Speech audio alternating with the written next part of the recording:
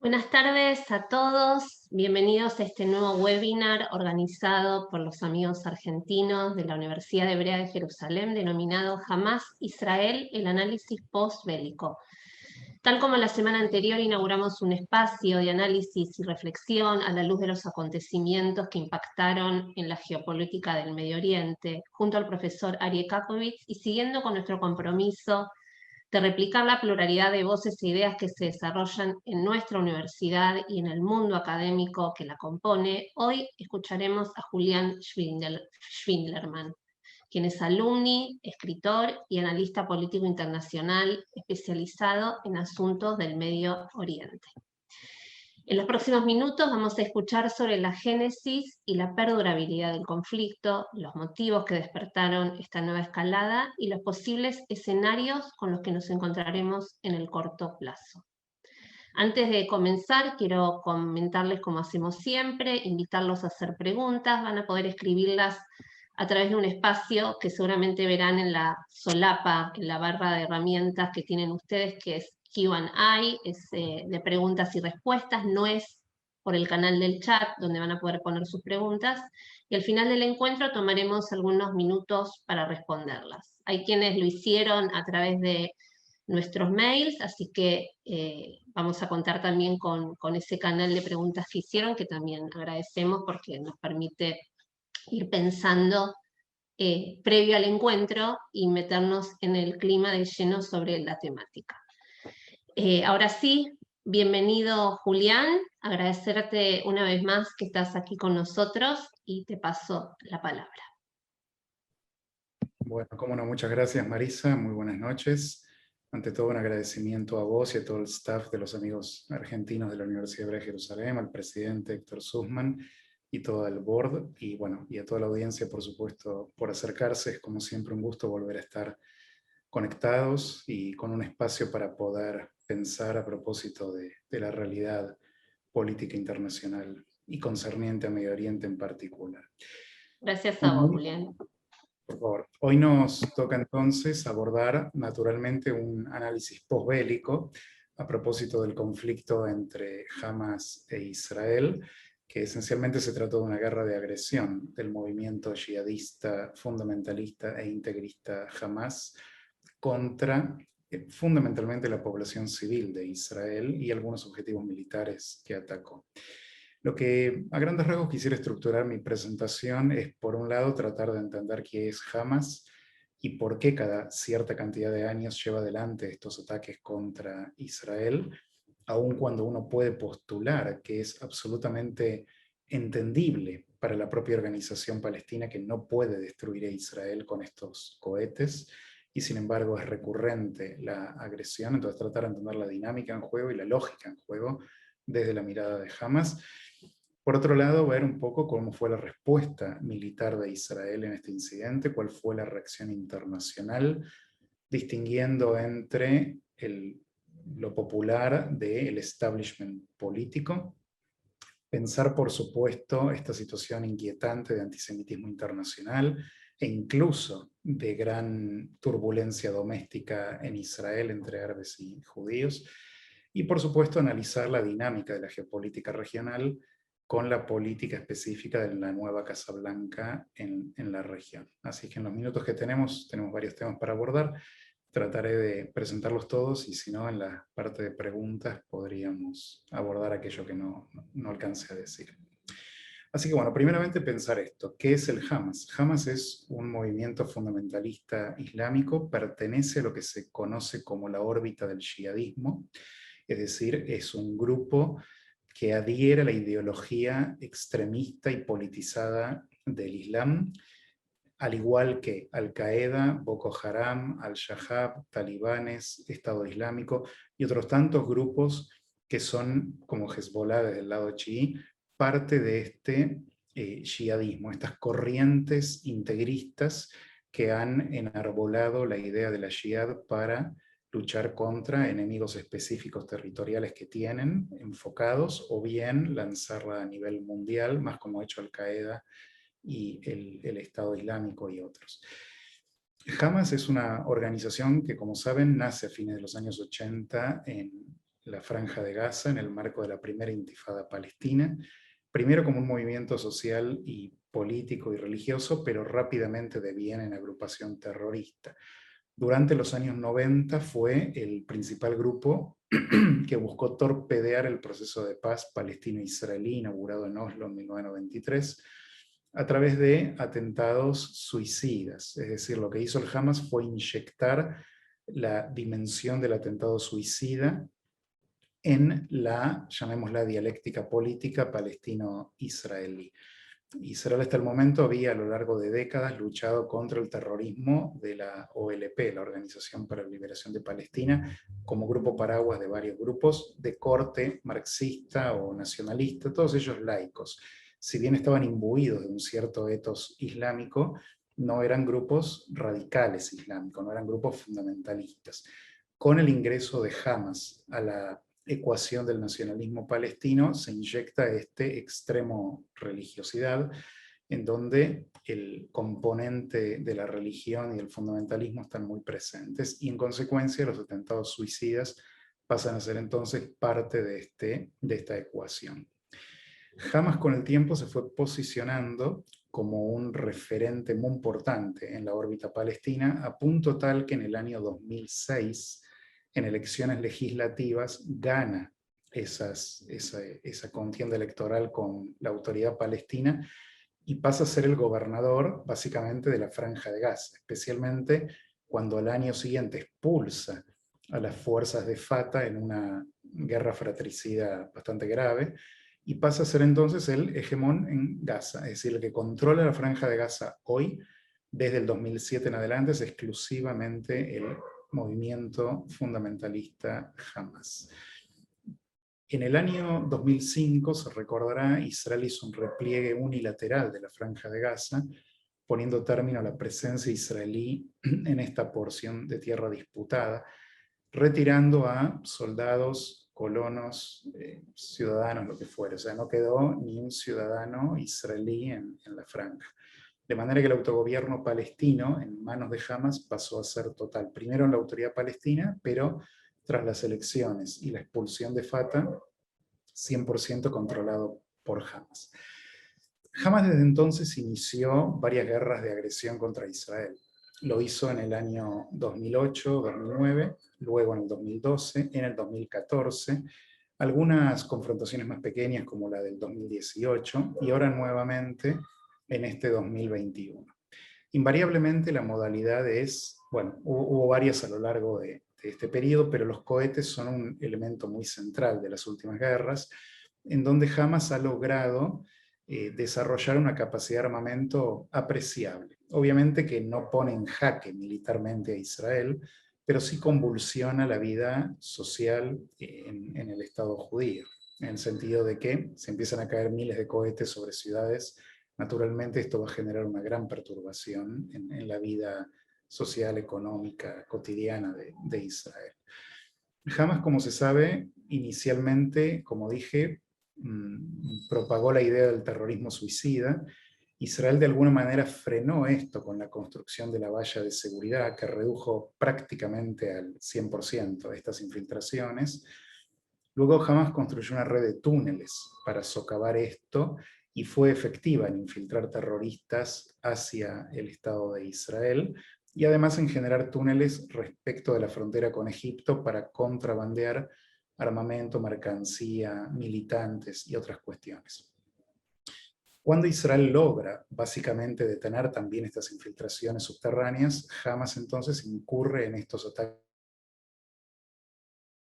aéreos con cohetes, inicialmente como se los dan llamar artesanales o caseros, pero que es una palabra que es un poco engañosa porque parecería esconder la letalidad de este cohete, pero con el tiempo y con ayuda iraní desarrolló otro tipo de cohetes, incluso misiles de un alcance más importante y una carga explosiva también mayor, llegando ya no solo a la región sur de Israel, Beersheba, Ashkelon, Sderot, las principales ciudades cercanas a las franjas, sino también a Jerusalén, a Tel Aviv, e incluso, aunque no los ha usado, podría en teoría llegar hasta Haifa y más porque tiene la capacidad de hacerlo. En este sentido, entonces, una primera observación concerniente a esta guerra es si la política de Israel de los últimos 12, 13, 14 años en relación a Hamas fue efectiva, dado que Hamas recurrentemente y de manera cada vez más agresiva y con más amplitud de alcance ha podido continuar hostigando a la población de Israel. Ahora, para entender la motivación de Hamas hay que considerar dos cuestiones. Por un lado, el largo plazo, la mirada estratégica, y esto tiene que ver un poco con lo que mencioné al calificar a Hamas como el Al-Qaeda palestino, es decir, un grupo yihadista comprometido con la supremacía religiosa del Islam por sobre los no musulmanes y con la destrucción de Israel por considerar que ocupa tierra sagrada islámica.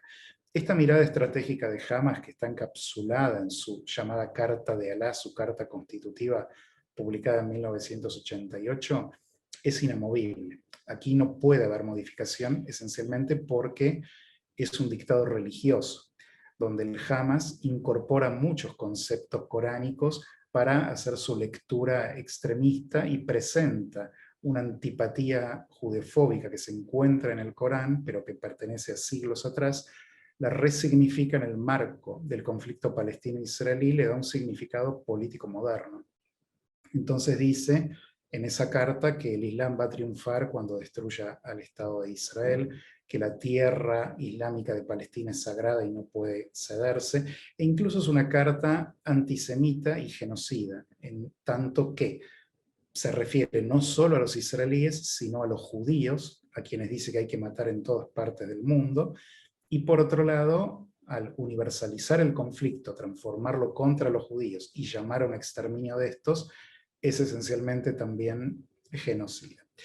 Pero más allá de este, digamos, vector estratégico que tiene Hamas en relación a Israel y los judíos, y al respecto, permítame nomás citar a uno de los líderes de Hamas para que vean hasta qué punto ellos consideran relevante la Carta de 1988.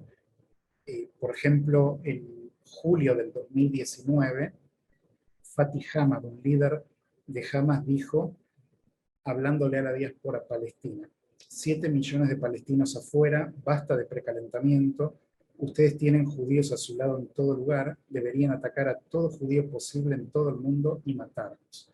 Esta es una cita muy reciente, bastantes décadas después de la carta de Hamas del 88.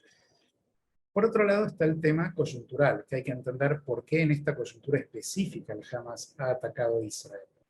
En guerras anteriores las inició secuestrando soldados o buscando alguna excusa para iniciar una confrontación porque les servía políticamente.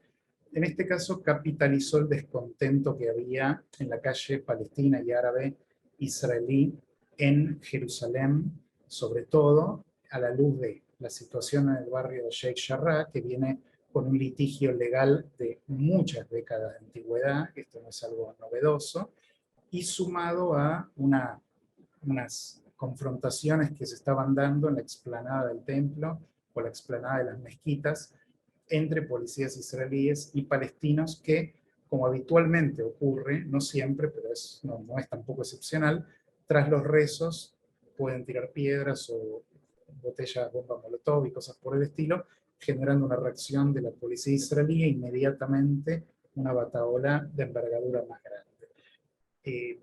Por supuesto que Israel pudo haber cometido algún error en cuanto a la gestión de esta crisis, pero no hay duda que el objetivo de Hamas era claro: invocar la santidad de Jerusalén, presentarse como el defensor del honor palestino y por sobre todo correr de lado a la autoridad palestina, que, hay que recordar, acababa de cancelar elecciones nacionales, presidenciales, a las que había estado llamando a lo largo de este año y que decidió anularlas, porque Mahmoud Abbas, que no llama a un proceso electoral desde hace 15 años, él tiene ya más de 85, desde los años 70 de él, está gobernando sin llamar a elecciones, lo hace precisamente porque sabe que en las encuestas él perdería, y no solo él, sino la autoridad palestina, el Fatah, y que ganaría probablemente Hamas. En consecuencia, viene pateando esta decisión. Frente a esta última postergación es que Hamas decidió, digamos, triunfar en el terreno de la épica yihadista lo que no pudo lograr en un terreno electoral porque se le negó la oportunidad. Entonces lo que hizo fue presentarse como el verdadero defensor de los palestinos y tratar de humillar de algún modo la postura de la autoridad palestina, mostrando que más que el diálogo o la moderación, lo que verdaderamente triunfa es la confrontación y estas posiciones intransigentes.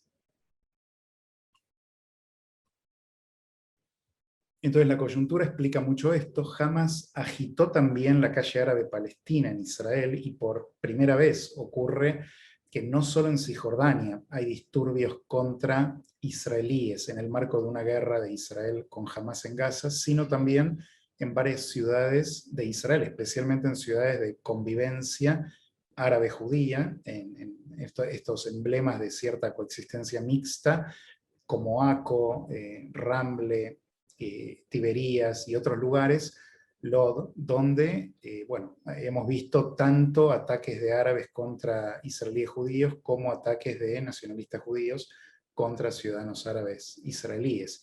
Esta situación que de alguna manera remite a instancias del mandato británico en Palestina, en épocas que árabes y judíos confrontaban de esta manera, bueno, fue bastante preocupante, esto generó una alarma importante.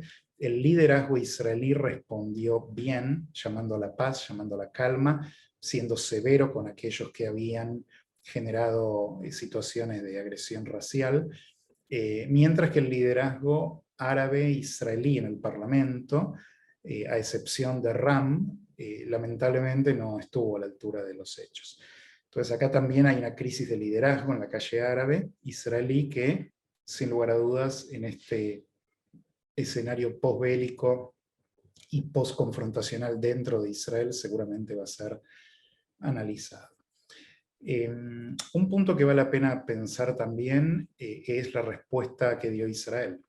La respuesta que dio Israel, que algún gobierno en el cono sur apresuradamente condenó como desproporcionada, en rigor fue muy proporcionada, y de hecho fue subproporcionada. Lo que hizo Israel fue tratar de no entrar en el juego inmoral que le plantea Hamas, que lo pone en una posición imposible, en donde dispara desde población civil contra población civil. De manera que si Israel no responde, lo cual no es una opción, queda en perdedor de la guerra, y si responde se expone a matar población civil palestina. Este crimen de guerra doble que lleva adelante el Hamas lo viene haciendo con mucha impunidad a lo largo de estas guerras que he señalado antes. Israel afortunadamente ha sofisticado su respuesta y la ha llevado a un nivel de precisión que incluso fue celebrada por el jefe de UNRWA, la Agencia de Refugiados de la ONU en la Franja de Gaza, quien debió luego retractarse bajo presiones palestinas, pero que había dicho la verdad originalmente en el día de ayer, cuando afirmó que la respuesta israelí fue precisa y sofisticada. ¿En qué consistió esta respuesta? Y es interesante pensar unos minutos hasta qué punto es humanitaria la respuesta militar de Israel, que yo creo no tiene precedentes en los anales de la contienda bélica universal. Primeramente, Israel lo que hace es, a través de una red de inteligencia excepcionalmente buena, obtener los teléfonos privados de quienes viven en determinados edificios de la franja donde sabe que Hamas está disparando desde sus azoteas o al lado de mezquitas o en escuelas o lo que fuere. Se toma el trabajo de llamar telefónicamente a estas personas para pedirles que se vayan, porque ese va a ser un objetivo de ataque, y les da un plazo de horas o de minutos, dependiendo de la situación, para que se retiren. Mientras esto ocurre, hay un dron desde el aire que está observando y contando que aquellos residentes que Israel tiene en sus listas, como que habitan esos edificios, se hayan retirado. Y solo una vez que esto ha ocurrido, es que lanza sus bombas para demoler el espacio desde el cual Hamas había estado atacando a Israel. Esto significa, obviamente, que los militantes de Hamas van a fugarse en general, pero también significa que les va a desarmar lo que es, por ejemplo, espacios donde guardan cohetes o espacios lanzaderos de cohetes u oficinas donde tienen su inteligencia militar u operacional o lo que fuere. Israel también ha estado atacando a militantes específicos, a terroristas de Hamas, y según información que provee el ejército israelí, de los aproximadamente 250 palestinos que murieron en esta guerra, cerca de 200 eran militantes del Hamas. Israel alega que muchos otros civiles palestinos que murieron fueron resultado o bien de accidentes o bajas colaterales israelíes, o bien los cohetes propios de Hamas que caen sobre la propia franja, que se ha estimado que una quinta parte de los cohetes que ha tirado han caído en la propia franja de Gaza. Entonces, es muy importante precisar hasta qué niveles llega el cuidado de Israel con la población civil palestina, lo que no quita, por supuesto, que pueda haber errores o puede haber situaciones en las que Israel igualmente dispare contra, por ejemplo, terroristas de Hamas que están por disparar un cohete. Situaciones así, Israel no tiene tiempo de advertir a la población civil y se ve obligada a dar respuesta, pues su obligación primaria es con la seguridad de sus ciudadanos, no con los ciudadanos de una entidad combatiente enemiga. Pero aún así, vale destacar la dimensión humanitaria de la respuesta militar de Israel, aun cuando no siempre es reconocida en la diplomacia internacional.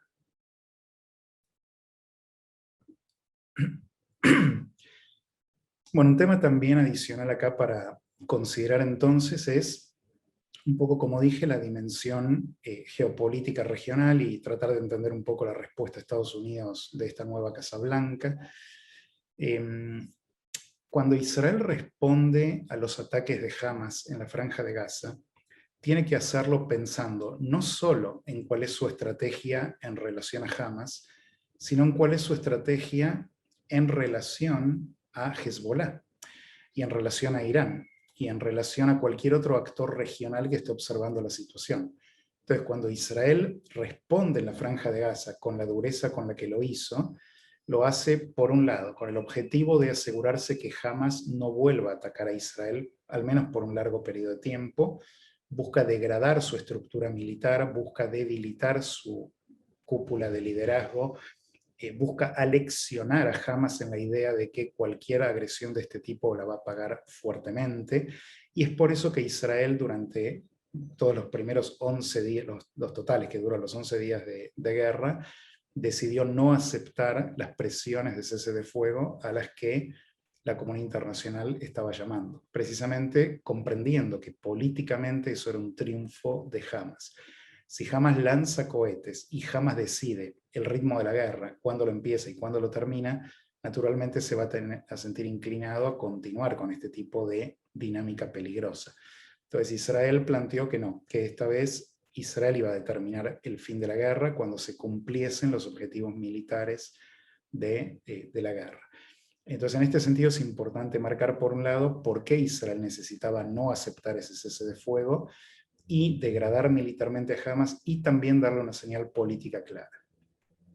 No menos importante, era darle una señal muy clara a Hezbollah, que tiene un arsenal mucho más grande en el norte, en el Líbano, es decir, en la frontera norte de Israel, en el sur del Líbano, donde se habla de no menos de 100 o 150.000 misiles, y mucho más importantes que los que tiene Hamas, apostado Hezbollah entonces allí en el sur del Líbano. Para que Hezbollah no se sienta tentado al percibir una debilidad en la respuesta israelí o que cede a la presión internacional hacia ceses de fuego o concesiones o lo que fuere, es que era absolutamente vital desde el punto de vista militar el triunfo de Israel y el consecuente mensaje a Hezbollah y a Irán. De hecho, a lo largo de la guerra en Gaza también emergieron cohetes que fueron lanzados desde el Líbano, pero Hezbollah se ocupó de no iniciar ninguna guerra, y de hecho su líder, Hassan Nasrallah, durante la guerra estuvo escondido, no apareció, no dijo nada, lo hizo recién el día de ayer, y en un cuadro que aparentemente sugiere que está enfermo, quizás por COVID, tosiendo y dando una imagen de mucha debilidad, mientras profería amenazas contra Israel y declarando, sin embargo, algo que hay que prestar atención, porque Hamas está diciendo lo mismo, que Jerusalén es la línea roja, que si hay desafíos o amenazas en Jerusalén, entonces va a haber guerra. Esto lamentablemente sugiere que Hamas y Hezbollah están preparados para transformar a la cuestión religiosa de Jerusalén, que es un símbolo de unión árabe e islámico en todo el Medio Oriente y más allá, en su nuevo caballito de batalla, y que podrían usar cualquier excusa, por más minúscula que sea, para iniciar ataques de agresión contra Israel. Pero es interesante marcar que la disuasión a priori parece haber funcionado porque Hezbollah no se sumó para nada a ningún ataque desde el Líbano y de hecho sí, salió a justificar un poco su sueldo, Nasrallah de alguna manera, al declarar que la santidad de Jerusalén y que la lucha antisionista, pero lo hizo de una manera bastante patética que terminó reflejando mucha debilidad. Aún así, no hay que subestimar esta amenaza que es muy importante y que detrás tanto de Hezbollah como de Hamas se encuentra un mismo patrón que es Irán. E Irán sí nos mete ya en una dinámica regional más preocupante, más seria, que nos va a llevar un poco entonces a hablar también de Estados Unidos. Como saben, Irán es un país que tras las revueltas árabes iniciadas una década atrás que debilitaron la estatidad árabe sunita, en muchos países como Libia, como la propia Siria, como Túnez, Egipto y otros lugares, Bahrein, Yemen. Bahrein no tanto, pero Yemen todavía hay una guerra allí. En todos estos lugares Irán aprovechó para expandirse militarmente y políticamente, para esparcir su histórica influencia chiita en la región abrumadoramente sunita y para capitalizar la nueva posición internacional que tenía como fruto del acuerdo nuclear de la era de Obama para expandir a sus milicias a lo largo de la región. Hamas, que igualmente es sunita, no obstante, es un grupo fundamentalista, al igual que el régimen teocrático de Irán, y si bien tienen esta división sectaria, tienen en común la mirada fundamentalista y liberal, antioccidental, antisionista, antisemita, etc. Entonces lograron una alianza táctica en este momento, lo cual habla de un quiebre interesante. Por un lado tenemos a los países sunitas y los chiitas, es decir, Irán por un lado como bastión del chiismo y los árabes sunitas como el bastión suní, donde mayormente los sunitas son aliados de Estados Unidos y ahora cada vez más de Israel a partir de los acuerdos de Abraham que promovió el presidente anterior en la Casa Blanca. Pero también hay un cruce con un elemento sunita radical, como ser Qatar, como ser Turquía, países que aún perteneciendo a la órbita del mundo árabe sunita, o incluso Siria, sin embargo, están más alineados a posiciones más radicales.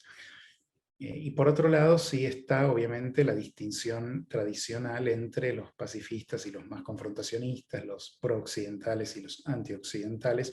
Y el punto común de todo esto siempre es Irán. Irán es el país que lidera en general en contra de la estabilidad y la paz regional y por supuesto con una agenda antisionista muy profunda. Entonces, también es interesante pensar en qué quiso lograr Irán al permitir que Hamas ataque a Israel, porque Irán es el principal proveedor hoy de armamento y de dinero, también con Turquía y con Qatar, pero con una agenda, digamos, obstruccionista muy importante. Y yo creo que Irán se ha envalentonado desde la salida de Donald Trump de la Casa Blanca, un presidente al que odiaba pero que le temía, y que ahora está tratando de testear un poco al nuevo presidente Joe Biden. Un presidente que viene del Partido Demócrata, que es el partido que había negociado el acuerdo nuclear y a cuyos referentes, de alguna manera, Irán ya había conocido en esa mesa de negociación.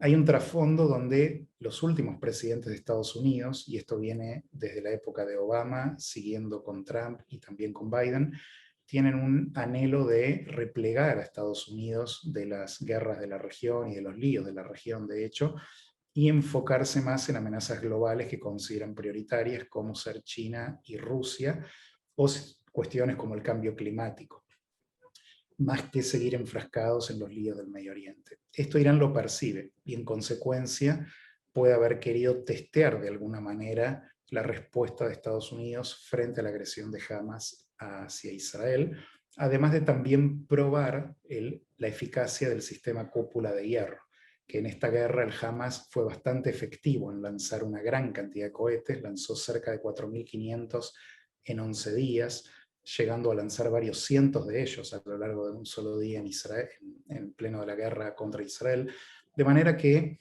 también ahí hay para pensar un poco cuál es la intención de Irán detrás de una guerra acotada de Hamas con Israel en este momento. Y bueno, y por último, sí, para completar el panorama con la política de Estados Unidos y después dar lugar a vuestras preguntas, quisiera sí pensar un poco esta dinámica que se da entre Estados Unidos, Irán, Israel, los países árabes sunitas, los palestinos y demás. Durante esta guerra, Joe Biden mantuvo una posición bastante equilibrada, donde resistió las presiones más izquierdistas del Partido Demócrata e incluso de los sectores abiertamente antisionistas que tiene el partido hoy en día, en figuras como Rashida Tlaib o Ilhan Omar, incluso el judío Bernie Sanders, que pidió condicionar la ayuda militar de Estados Unidos a Israel y la ayuda económica.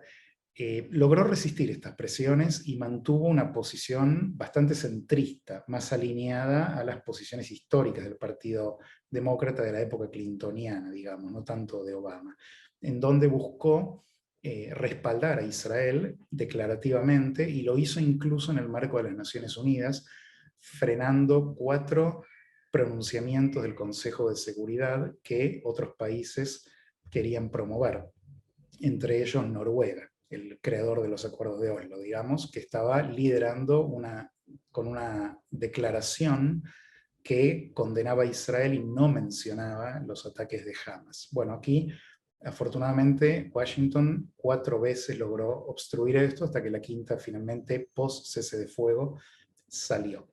Por otra parte, Joe Biden acaba de anunciar que autorizó a la compañía Boeing en su rama militar a proveer y a seguir, digamos, cooperando con Israel en el desarrollo de misiles de largo alcance, de misiles teledirigidos, resistiendo también las presiones más hostiles a Israel dentro del propio partido. A lo largo de toda la guerra no hubo ninguna presión pública de Biden sobre Israel, y es sabido que no tiene ningún amor por Netanyahu. Lo sabemos de la época en que él era vicepresidente y porque tardó 30 días en llamar al primer ministro tras ser asumido como presidente en la Casa Blanca. Sin embargo, acá este testeo me parece a mí que Biden lo pasó muy bien, respaldando la espalda de Israel, para usar una frase de la época de Barack Obama, y no haciéndole el juego a Hamás y a la presión antisionista internacional que inmediatamente condena a Israel cuando ni siquiera ha dado su primer tiro de respuesta.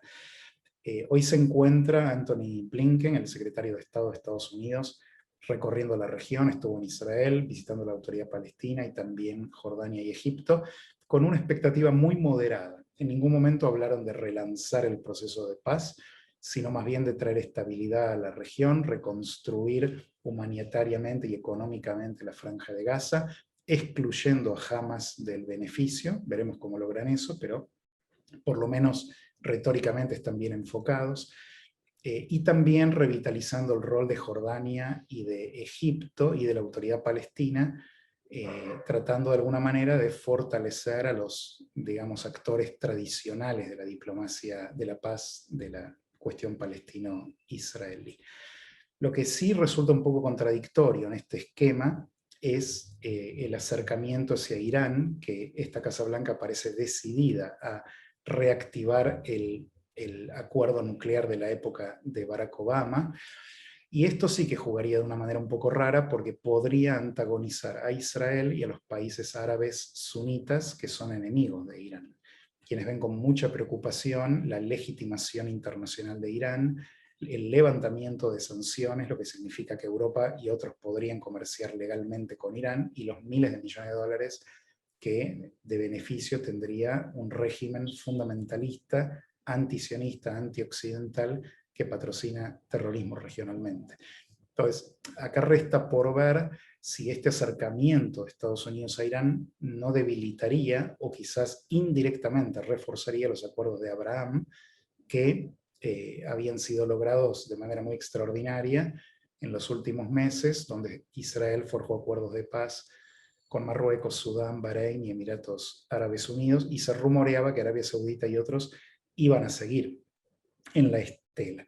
De manera que, bueno, hay que ver cómo maneja Washington este equilibrio, donde dio la impresión de tener un entendimiento de la nueva geopolítica que quedó instalada desde la era Trump en el Medio Oriente, pero también viene con una agenda de acercamiento a Irán que podría contradecir este fortalecimiento de la alianza israelí-árabe sunita.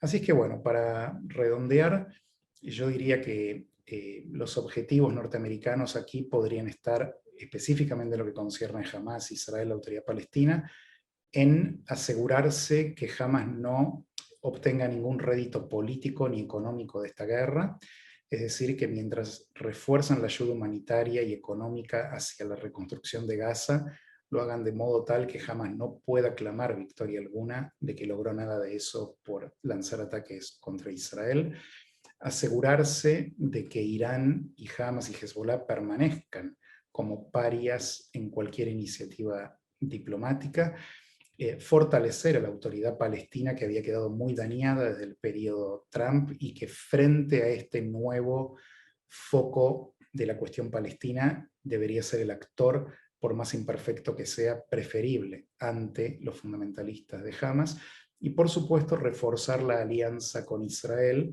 porque la vitalidad y la fortaleza de la alianza de Washington con Jerusalén son el más poderoso mensaje de disuasión para cualquier actor hostil en la región. Así que bueno, yo redondearía aquí y bueno, abrimos a preguntas, comentarios que tengan. Gracias.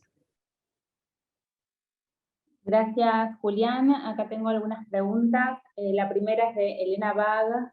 Dice, Israel sabía que todo el dinero internacional y los materiales que incluso ella envía no van para mejorar la calidad de vida civil de la franja, sino para fines bélicos.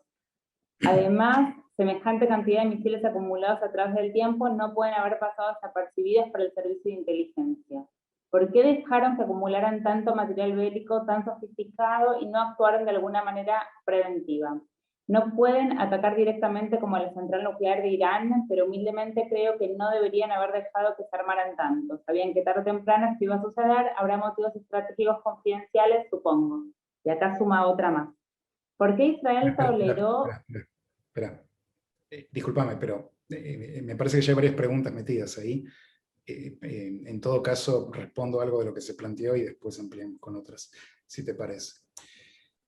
Bueno, sí, es una pregunta que muchos se están haciendo en relación a por qué, digamos, Israel fue tomada por sorpresa de alguna manera, ¿no? Pero en rigor yo no creo que Israel fue tomada por sorpresa. Y Israel es consciente de la precariedad de su posición internacional en la opinión pública y en la diplomacia mundial. No, hay que tener en cuenta solamente que el propio canciller de Francia está tildando a Israel de un estado apartheid, por darse una idea de cuál es la posición de Israel en este sentido, o incluso las Naciones Unidas, que está buscando ahora hacer una comisión permanente de ataque contra Israel, no solo las regulares que tiene cada año, que son una enorme cantidad, sino agregar otras más complicadas, o tener en cuenta que la Corte Penal Internacional está buscando también hacer una investigación sobre crímenes de guerra por la guerra anterior. Entonces, cuando uno tiene en cuenta estos factores, cuando uno tiene en cuenta la abrumadora acción antisemita que se dio incluso en las calles de Estados Unidos, algo inconcebible, como si fuese, a ver, salvando las distancias, por supuesto, la Alemania nazi, ¿no? Judíos golpeados en la calle de Manhattan, es una cosa realmente inconcebible, por ser judíos, por tener una equipada, por ser identificados como judíos. Bueno, entonces Israel entiende que no puede abiertamente iniciar guerras contra Hamas porque la opinión pública estaría completamente en contra. Lo que hace entonces es cada vez que Hamas inicia una guerra, aprovecha esa ventana de oportunidad que abrió el propio Hamas para, dentro del ámbito de la política de defensa, que está amparada por la ley internacional, poder degradar y debilitar la infraestructura militar de Hamas lo más posible. La alternativa a no hacer esto sería estar continuamente atacando en Gaza, como hace, como se señala en la pregunta, aparentemente de manera encubierta en Irán, o como viene haciendo en Siria de manera un poco más pública, aunque no lo admita. Pero bueno, es una política que los israelíes, sus estrategas y su cúpula militar y política deciden manejar de esta manera, aún a sabiendas, por supuesto, de que, bueno, que el Hamas, cuando entre ayuda humanitaria, material de reconstrucción y demás, va a tomar su tajada para su propio armamento militar. No solo eso, hubo una política que el actual gobierno de Israel permitió durante los últimos tiempos, que consistió en permitir que Qatar envíe dinero a Hamas directamente, no a las oficinas de la ONU, no a agencias humanitarias, sino al propio Hamas. Y literalmente llegaba con la valija en la mano, con los billetes metidos en una valija, ni siquiera una transferencia bancaria, y entregaba el dinero.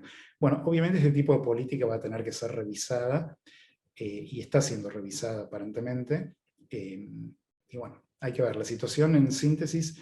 El hecho es que no es tan simple lidiar con Hamas, porque Israel militarmente podría derrocarlo, tiene la capacidad militar de hacerlo, pero no quiere hacerlo, porque esto significaría un regreso a Gaza, una reocupación, digamos, de la franja, y la verdad que Israel no quiere eso. Jamás lo sabe, y por eso juega siempre un poco esta actitud de valiente, porque sabe que Israel tiene un límite en lo que quiere hacer en la franja.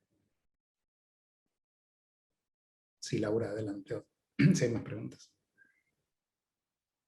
Acá José Chelker pregunta, entiendo que sigue habiendo un vínculo de Gaza con Israel por infraestructura, electricidad, gas, ¿es así? ¿Entre quiénes se negocian? Y otra cosa que él agrega, a ver si te parece bien de combinarlo, es, ¿podrías reiterar la cita de la carta de este líder de Hamas que llamó a la diáspora palestina a matar judíos? Y si se puede, ¿alguna pista para encontrar la fuente? Gracias. Sí, bueno, voy con esto primero. La fuente que la cité de memoria, la cita dice así, está tomada del Corán, Hamas dice, donde plantea que va a llegar el día que los judíos se van a esconder detrás de rocas y árboles, y las rocas y los árboles dirán, oh musulmán, detrás mío hay un judío, ven y mátalo. Esta es la cita básicamente textual, la estoy dando de memoria, pero esto es lo que dicen. Y sí, online, si se busca la carta original de Hamas, sugiero en inglés, que es un idioma que la pueden encontrar más habitual que en español, la van a encontrar.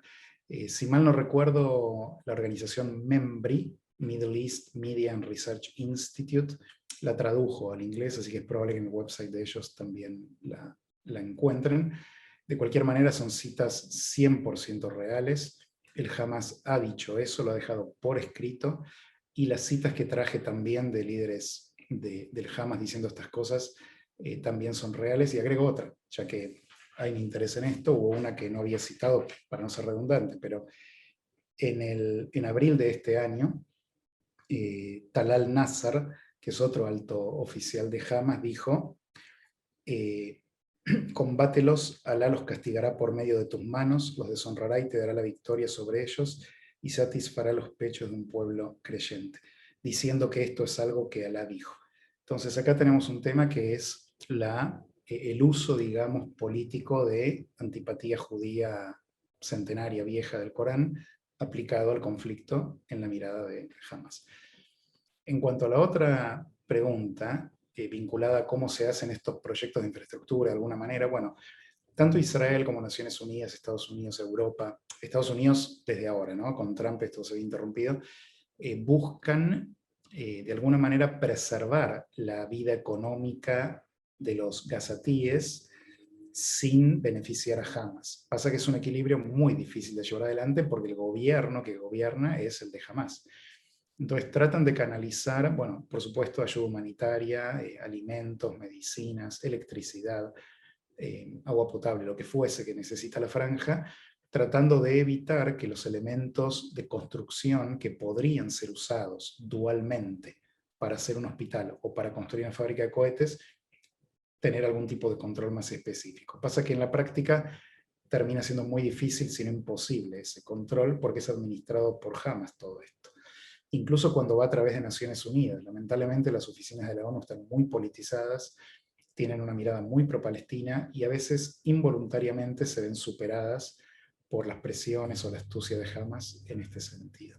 Y también se había permitido esta situación bastante extraña de que Qatar pueda entregar dinero en efectivo al propio Hamas, siendo que Qatar es parte del bloque de los suníes no moderados, son los que están más con Irán y con Hamas y con Turquía que con Egipto, Jordania o Arabia Saudita o Bahrein.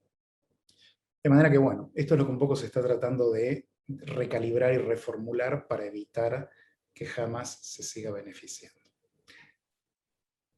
Acá te sumo una. Algunos periodistas israelíes opinan que Netanyahu permitió el fortalecimiento de Hamas con el objeto de poder acusar a alguien de que es imposible negociar con él porque su objeto es destruir a Israel e imponer la continuación del statu quo, que impide la solución de 2 estados para 2 pueblos y por otra parte le ayuda en sus graves problemas judiciales. ¿Cuál sería tu opinión sobre esto? Bueno, sí, hay varios analistas que observan eso. Netanyahu tuvo un beneficio indirecto de la guerra, que ahora lo voy a explicar. Yo no creo que Netanyahu haya instigado una guerra con Gaza para beneficiarse políticamente. Eso a mí no me parece que sea una posición concebible.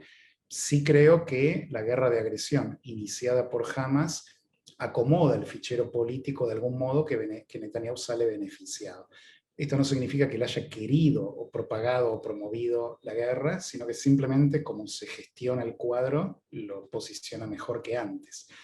Una, porque vuelve a darle las credenciales de líder nacionalista duro, de un estratega visionario, militar, bien parado para dar una respuesta militar efectiva, sea a Irán en Siria, o a Hezbollah en el Líbano, o a Hamas en Gaza.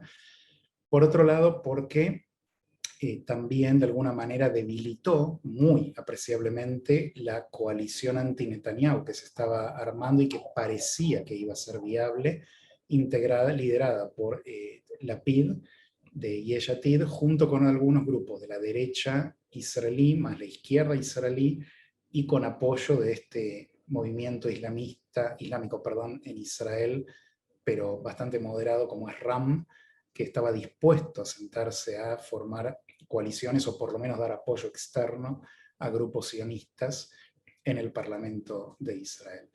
Eso quedó desarmado por el momento, quedó debilitado, pero a la política israelí hay que darle tiempo. Yo creo que puede resurgir de alguna manera ese ímpetu, pero esta guerra ciertamente lo frustró a la luz de que hubo unas confrontaciones raciales dentro de Israel entre árabes y judíos que frenaron a la actitud de RAM y la de los propios partidos sionistas de apoyarse en partidos árabes.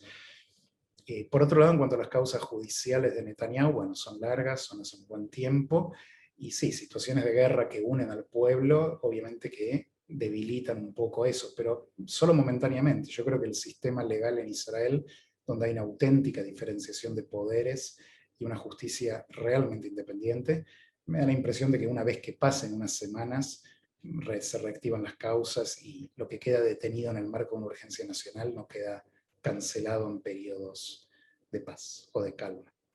Acá te agregó una pregunta de David Andelsman, él está siguiendo la transmisión por YouTube, dice, nuevamente queda la idea que Israel se manejó mal en los medios de comunicación internacionales, siguen apareciendo fotos de bebés palestinos muertos, ¿qué se puede hacer para revertir esto?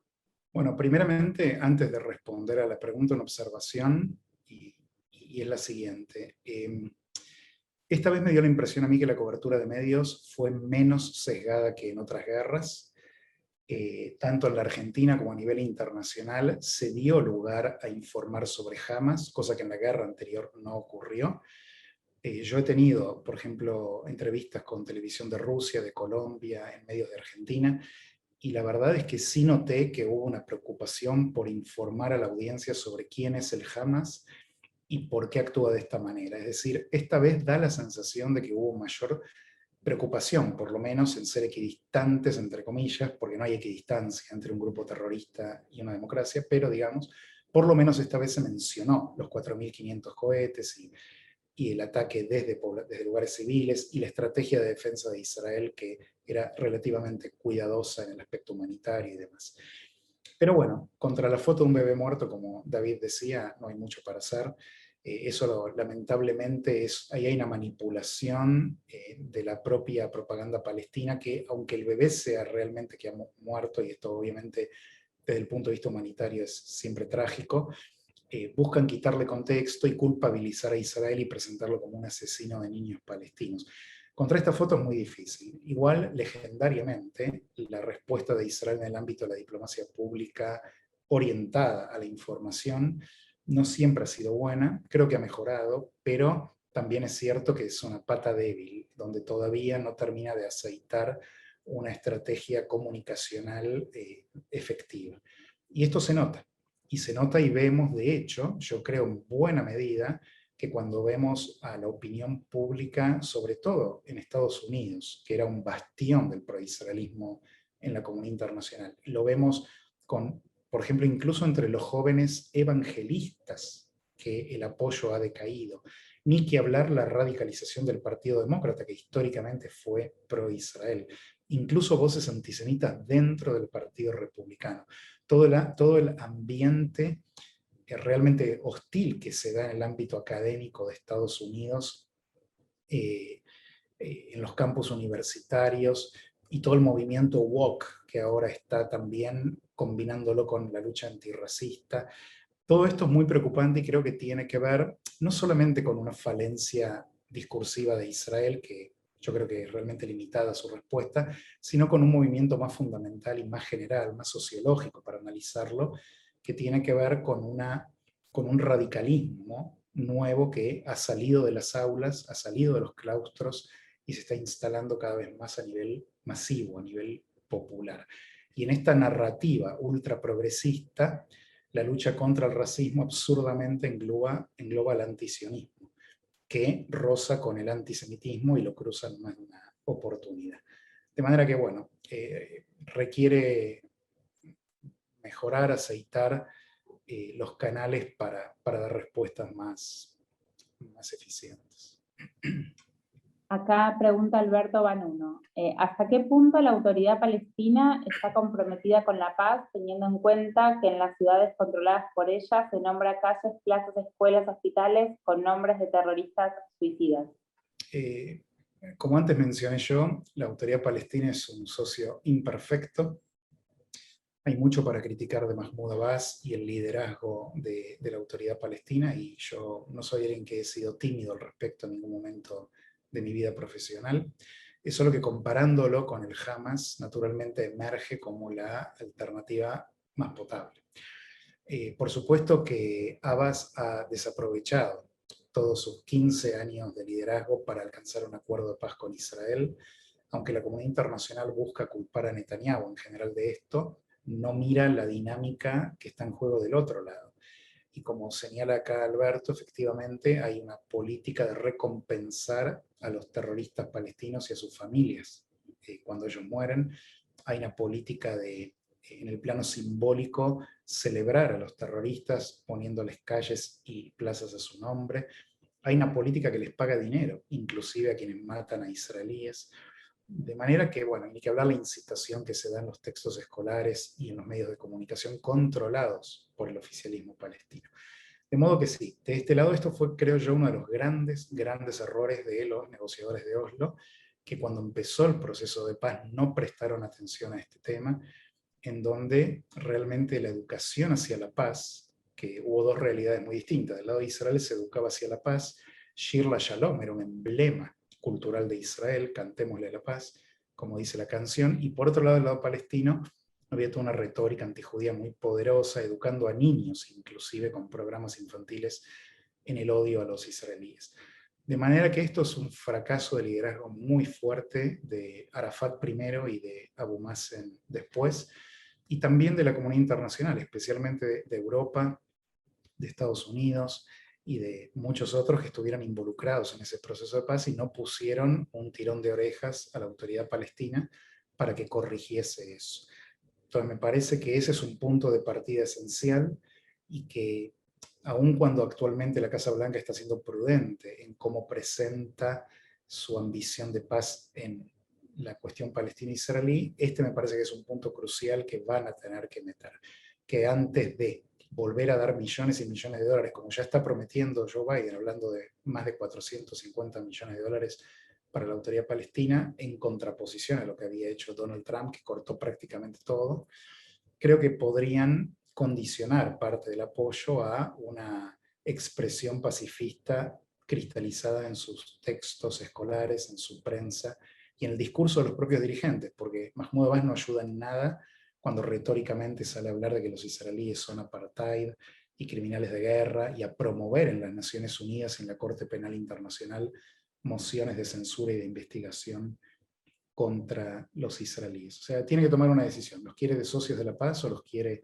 de enemigos? Y lamentablemente la ambivalencia que hubo durante estas últimas décadas, creo yo, ya llegó a un punto donde es intolerable.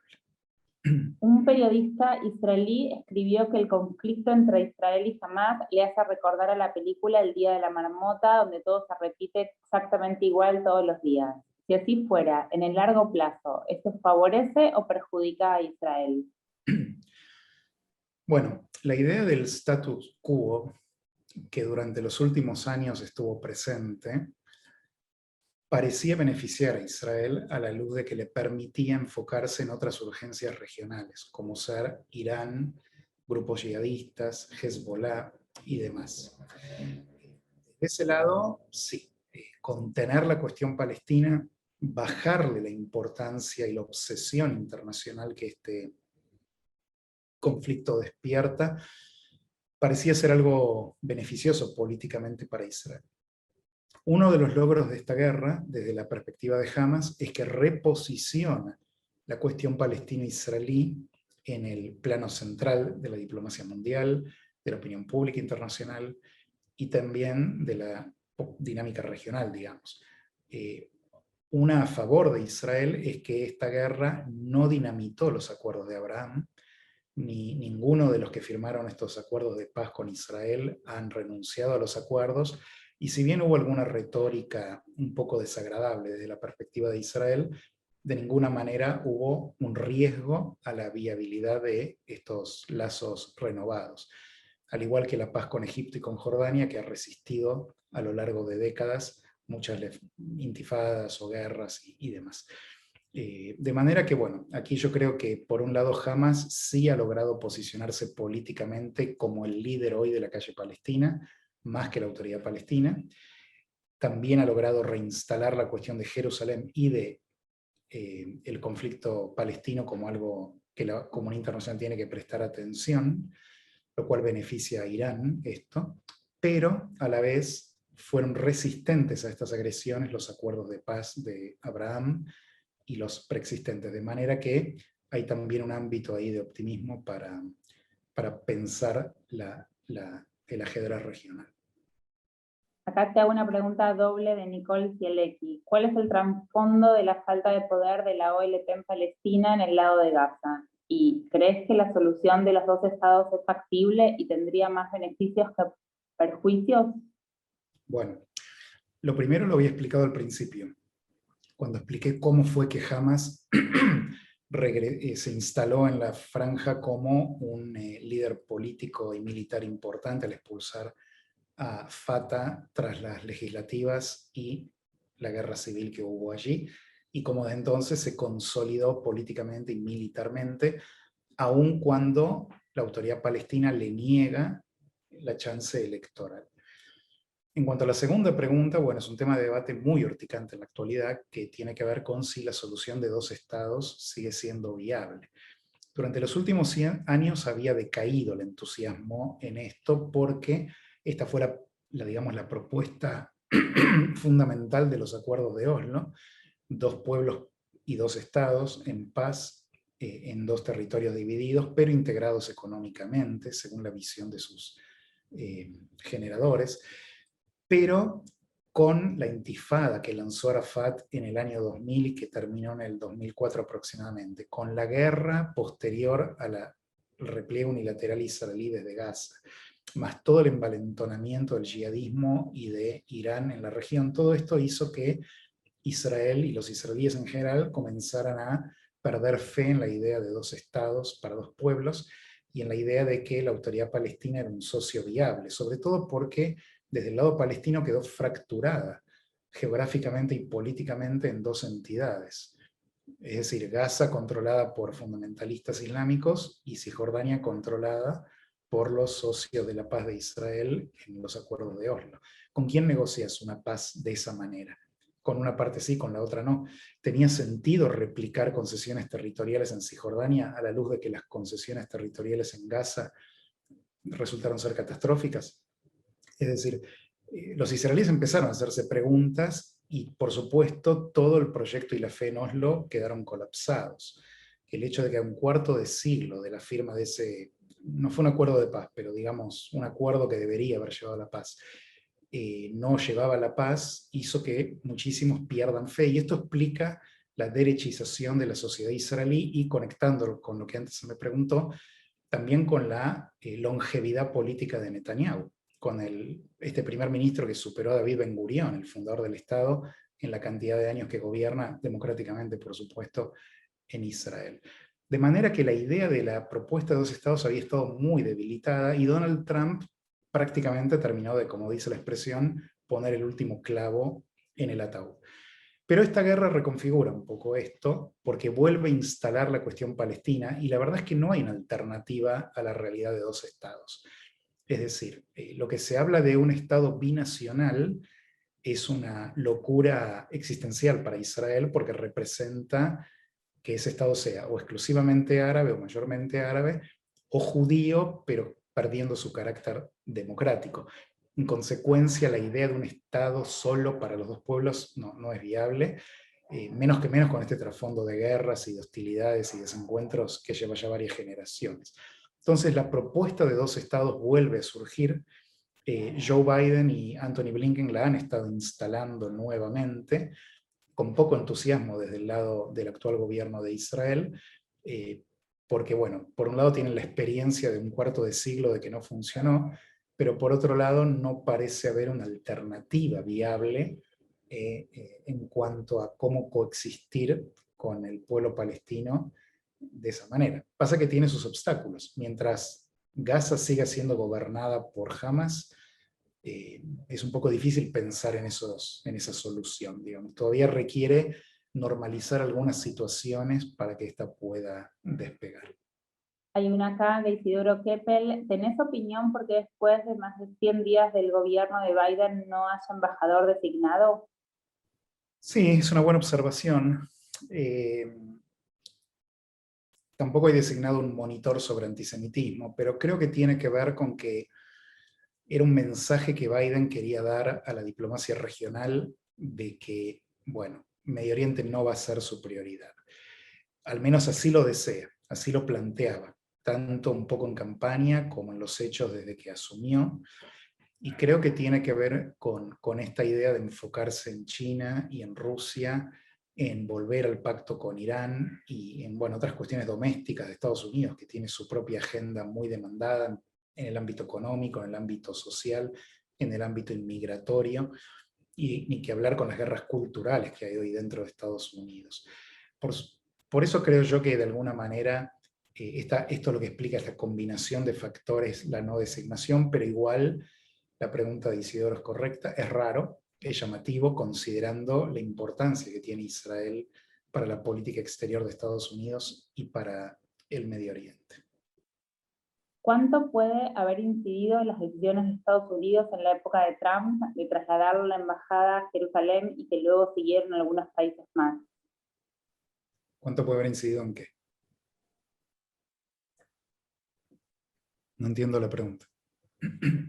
Está formulada de esta manera. ¿Cuánto puede haber incidido las decisiones de Estados Unidos en la época de Trump? Me imagino que tiene que ver con cuál es el impacto de haber trasladado la embajada a Jerusalén, ¿no? O sea, cuál fue el grado de incidencia. Okay. Si la pregunta es ¿qué grado de incidencia tuvo en el actual conflicto? 0. Esa fue una movida de meses atrás a la que jamás no dio respuesta de ningún tipo. De hecho, en aquel momento, cuando Donald Trump anuncia y después cumple con poner la embajada en Jerusalén, muchos analistas y escépticos de la movida anticiparon una gran hecatombe, una sublevación de la calle árabe, ruptura de relaciones diplomáticas, una guerra. No, eso no ocurrió y esto demostró Trump a su estilo, de que a veces las decisiones heterodoxas también podían ser tomadas. Que no hizo más que cumplir con una ley del Congreso de Estados Unidos. En realidad es al revés de como la gente lo entiende. El Congreso le había exigido al Ejecutivo que ponga la embajada en Jerusalén, pero los presidentes en Estados Unidos invocaban razones de seguridad para postergar la decisión. Lo que hizo Trump en realidad fue no levantar la mano, no levantó ninguna objeción, entonces la ley se aplicó. Por supuesto que él tenía su agenda política y no fue un gesto ingenuo, ¿no? Obviamente. No, yo creo que en ese sentido ya quedó demostrado que esa decisión no tuvo un impacto en este aspecto, y de hecho los acuerdos de Abraham son posteriores a esa decisión. Ni siquiera impidió que 4 países árabes se acercaran a Israel y firmaran estos acuerdos de paz. Lo que creo que ahora sí Hamas hizo, y me preocupa que Hamas haya hecho esto, y me preocupa que Nasrallah en su discurso enfermo de COVID o lo que sea que tiene, también dijo que fue el posicionar a Jerusalén. O sea, cuando estos fundamentalistas tan seguidamente están hablando de Jerusalén, me empiezo a preocupar, porque me doy cuenta de que están preparando un poco la idea de que van a seguir usando la excusa de Jerusalén para iniciar ataques. Y en este sentido, bueno, puede ser que ellos quieran revertir esa decisión, puede ser que crean que la administración Biden puede ceder en ello, pero esta Casa Blanca dijo que no va a dar marcha atrás con eso. Puede ser que simplemente estén siendo oportunistas, como siempre lo han hecho, en aglutinar a la calle árabe palestina y árabe musulmana detrás de la santidad de Jerusalén. Ahora hay otro tema que se instala que tiene que ver con el anuncio público que ha hecho Estados Unidos de que quiere reabrir el consulado hacia los palestinos en Jerusalén. Ese consulado está ubicado en Jerusalén Occidental. Quien conozca, Jerusalén está frente al Parque de la Independencia. Ni siquiera está en Jerusalén Oriental, que es lo que reclamaban los palestinos, o en Ramala para el caso. No, es un consulado ubicado en la capital reconocida mundialmente de Israel, o sea, en la parte occidental, con lo cual es muy rara este anuncio que hizo Estados Unidos. Netanyahu ya les dejó saber que, bueno, si quieren abrir un consulado con los palestinos, lo hagan en Ramala o en otro lado, pero no en el territorio soberano de Israel. De manera que hay que ver, me temo que puede ser un punto de rispidez entre Washington y Jerusalén, que no sé bien por qué Washington eligió instalarlo ahora, que está todo bastante álgido allí. Quizás fue una señal a los palestinos para inducirlos a acercarse a negociar con Israel, pero bueno, dar marcha atrás después de un anuncio así puede ser políticamente complicado. No queda más entonces que agradecerles una vez más a los amigos argentinos de la Universidad Hebrea de Jerusalén por esta invitación y a todos ustedes por haberse acercado. Bueno, espero que les haya resultado entonces interesante. Nos vemos. Agradecerle a Julián y agradecerles a todos por participar y por preguntar, que es lo que nos permite poder pensar esta situación y poder reflexionar. Así que muchas gracias a todos. Buenas noches. Gracias por estar.